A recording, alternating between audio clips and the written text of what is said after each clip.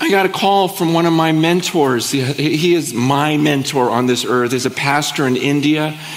And man, he's led like 2 million people to the Lord. I mean, just hardcore believers. This guy just knows Jesus. And he called a couple months ago and he was crying on the phone.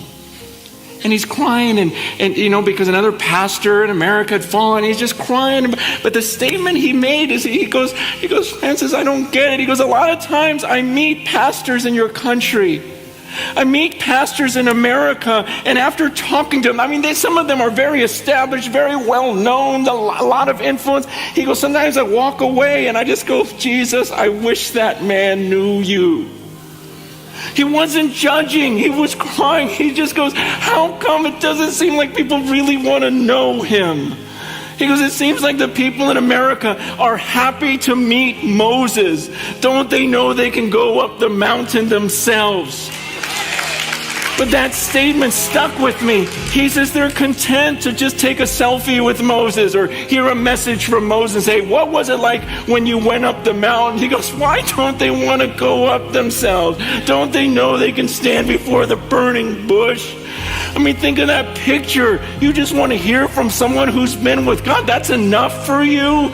Don't be so easily satisfied. Go up the mountain and go, no, I've got to have him. I love him. I want to be alone with him. Man, is that the desire of your heart?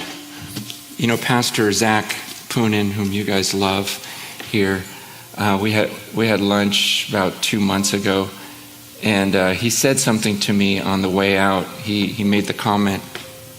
He says, Francis, I've been studying movements of God. I don't know if he's ever shared this with you. He goes, I've been studying movements of God, like great movements of God. He goes, you know how great movements start? He said, it's when the founder of the movement really, really knows Jesus. Like he knows him deeply. He says, you know how movements die? He says, it's when the followers only know the founder. See, Jesus says, if you abide in me, you're going to bear fruit that will last. But he says, I want your fruit. He goes, I chose you to bear fruit that would abide. See, it's not enough for me as a Moses type to come and teach people. My job is to say, hey, okay, I was up there. Go. You got to go up there. You got to go up there. You've got to know him. It's not, see, that's the thing is at some point, like when my youth pastor was discipling me, it's like, Francis, you've got to have your own walk with God. See, that's what I'm saying to all of you. Man, I hope you don't just come here to hear from one person up here who's been with the Lord. Because all I'm saying to you is I hope you were up on that mountain this week with no one else around and it's you. Man, some of you, I'm concerned that maybe some of you are here just out of coincidence. You were born into a Christian family, so you just go to a Christian church, but you yourself are not attached to him. Like you never walk away from mom and dad and brother and sister and church family and go up the mountain himself and just go, God, I just want to be with you because I love you. I love you. It has nothing to do with mom or dad anymore. I love you.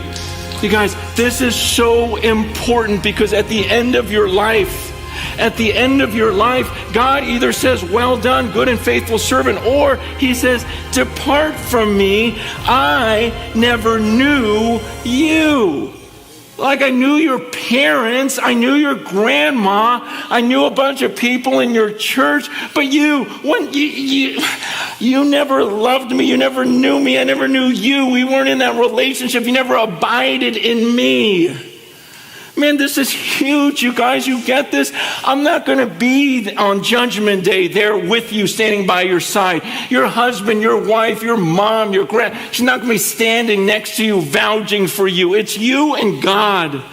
And he just looks at you and says, well done, because you've been crying, Abba, Father. He says, oh, Francis, come over here. I love you, well done, you knew me. Or he says, I never knew you.